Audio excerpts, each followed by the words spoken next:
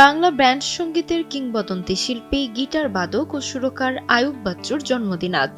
বেঁচে থাকলে ৬৪ বছরে পা দিতেন গিটারের এই জাদুকর। ১৯৬২ সালের ১৬ আগস্ট চট্টগ্রাম শহরে জন্ম নেওয়া এই শিল্পী মাত্র ৫৬ বছরে জীবনে বাংলা সঙ্গীতকে দিয়ে গেছেন অসংখ্য কালজয়ী গান। গিটার হাতে মঞ্চে তার অনন্য পরিবেশনা যেমন মুগ্ধ করেছে দর্শকদের, তেমনি তার কণ্ঠের গান ছুঁয়ে গেছে প্রজন্মের পর প্রজন্মকে। ভক্তদের কাছে বস, কারো কাছে স্যার, আর সঙ্গীতাঙ্গনে তিনি ছিলেন গিটারের জাদুকর। সেই রূপালী গিটার দেখবে না আর ছুঁয়ে।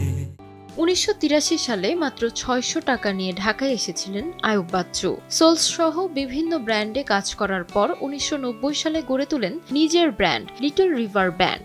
পরবর্তীতে সেটি লাভ রানস ব্লাইন্ড বা এলআরবি নামে পরিচিতি পায়। রক সঙ্গীত দিয়ে নিজের স্বতন্ত্র অবস্থান তৈরি করলেও আধুনিক গান, লোকগীতি ও চলচ্চিত্রের গানেও তিনি শ্রোতাদের মুগ্ধ করেছেন। তবে সাফল্যের আড়ালে আইয়ুব বাচ্চুর ব্যক্তি জীবনে ছিল আবেগ, অভিমান ও বেদনার নানা অধ্যায়। কাছের মানুষদের ভাষ্য, তিনি ছিলেন অত্যন্ত আবেগপ্রবণ। নিজের কষ্ট সব সময় প্রকাশ করতেন না। ব্যান্ডের সহশিল্পীদের সঙ্গে বিচ্ছেদের ঘটনাগুলো তাকে গভীরভাবে কষ্ট দিত, কারণ এলআরবিকে তিনি শুধু একটি ব্যান্ড নয়, নিজের আরেকটি পরিবার মনে করতেন। বহুদূরে পথ চলে গেছো, সেই তুমি অচেনা হয়ে। তার সবচেয়ে বড় ভালোবাসা ছিল গিটার। জীবনের বড় একটি সময় তিনি গিটার সংগ্রহ ও বাজানোর পেছনে ব্যয় করেছেন। বিভিন্ন দেশে গিয়ে নামি গিটারের দোকানে ঘুরে পছন্দের বাদ্যযন্ত্র সংগ্রহ করতেন। তার কাছে গিটার ছিল শুধু একটি বাদ্যযন্ত্র নয়, বরং আবেগ ও ভালোবাসার অংশ।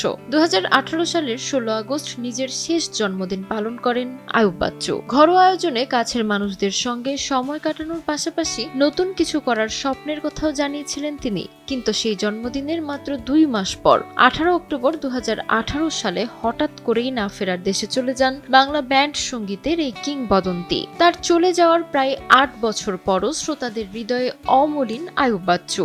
আর এবার তার জন্মদিনে সেই ভালোবাসাকে নতুন করে ছড়িয়ে দিতে প্রকাশ পাচ্ছে ২০টি কালজয়ী গান নিয়ে বিশেষ অ্যালবাম উত্তরাধিকার। রোববার ১৬ আগস্ট আইয়ুব বাচ্চুর জন্মদিনে প্রকাশিত হচ্ছে অ্যালবামটি।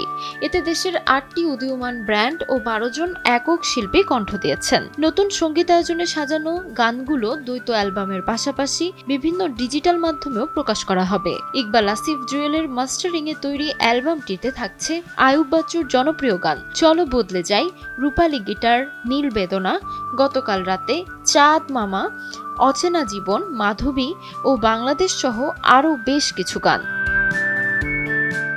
আইয়ুব বাচ্চু নেই, কিন্তু তার গান আছে। তার গিটার, কণ্ঠ ও সুরের মায়া পেরিয়ে যাবে সময়ের সীমানা। প্রজন্ম থেকে প্রজন্মে তার গানই বারবার মনে করিয়ে দিবে বাংলা সঙ্গীতের আকাশে একবার যে গিটারের জাদুকর উঠেছিলেন, তার আলো কখনো নিভে যাওয়ার নয়। তাসমিলা খান, সময় সংবাদ।